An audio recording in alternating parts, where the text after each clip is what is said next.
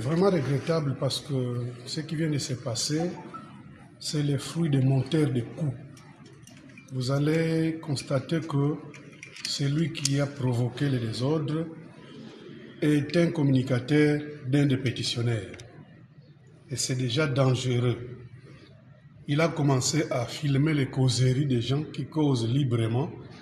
Il a commencé à les filmer pour envoyer je ne sais pas moi où. Et là, c'est le mouvement où je dirais le point déclencheur. C'est l'élément déclencheur de ces troubles. Heureusement pour nous, son téléphone a été saisi. C'est déjà une bonne chose. Les autorités du pays vont voir son téléphone et ils vont comprendre les images qui sont là-dedans. C'est vraiment regrettable. Nous n'avons pas trouvé quelque chose de grave parce que même si les directeurs de l'administration pouvaient tenir la plénière d'aujourd'hui, c'était déjà illégal. Mais nous avons accepté cette illégalité-là. Nous l'avons accepté. Mais je vous dis que c'est déjà illégal. Parce que le VP même qui nous a reçus le vendredi passé à Kinshasa nous a dit qu'il est respectueux des textes. Et par ces faits-là, nous également nous sommes respectueux des textes.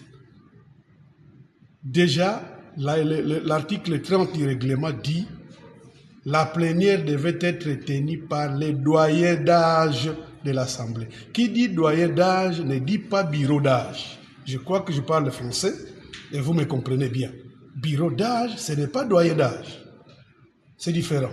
Mais malheureusement, nous avons accepté cette histoire, que ça se passe quand même. Mais ils nous ont provoqué eux-mêmes. Voilà maintenant ce qui vient de se passer ici. Les chaises cassées, tout ça, ainsi de suite. L'Assemblée est presque à refaire aujourd'hui. Le bâtiment de l'Assemblée, pardon, est presque à refaire et on ne comprend rien. Donc, pour nous... Quel est le message que vous lancez à l'endroit des autorités nationales? Je pense que les autorités nationales, moi, je n'ai pas un message à leur donner. Ils sont en train de visualiser les images. Ils sont là. Parce que je vais vous rappeler quelque chose. Même si il n'y avait pas illégalité de ce que je viens de dire tantôt, même s'il n'y avait pas illégalité, vous allez comprendre que tous ceux qui remplissent les conditions d'être dans un bureau d'âge sont des pétitionnaires. Ça veut dire que un accusateur va devenir juge de son accusé. C'est fait dans quel monde ça? Dans quel monde vous allez trouver ça? Donc vous accusez quelqu'un, mais c'est vous-même le juge de ce quelqu'un-là que vous avez accusé. C'est dangereux. Et donc, ça nous fait très mal parce que nous sommes en train de vivre des choses qui ne devaient pas être dans le monde des intellectuels. Et c'est chaque législature que la même chose se répète. Voilà un peu là où ça nous fait des regrets. Donc, je pense que la population est en train de nous suivre. Quelle est la part de la population dans ces désordres que nous faisons? La population gagne quoi? La population qui nous a mandatés gagne quoi dans ceci? Si ce n'est pas nos intérêts privés. Tous ces gens-là qui veulent la guerre-là ont dirigé cette province sans succès. Et aujourd'hui, ils veulent revenir, peut-être chercher ce qu'ils ont oublié. C'est compliqué.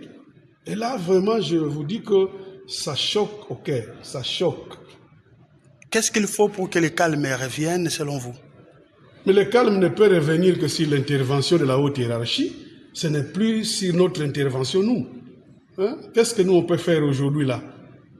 Vous êtes en train de voir comment les choses se présentent maintenant, là. Est-ce que nous allons être en plénière demain avec cet état de choses? Je pense non.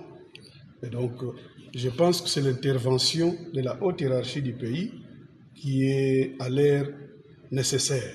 Merci.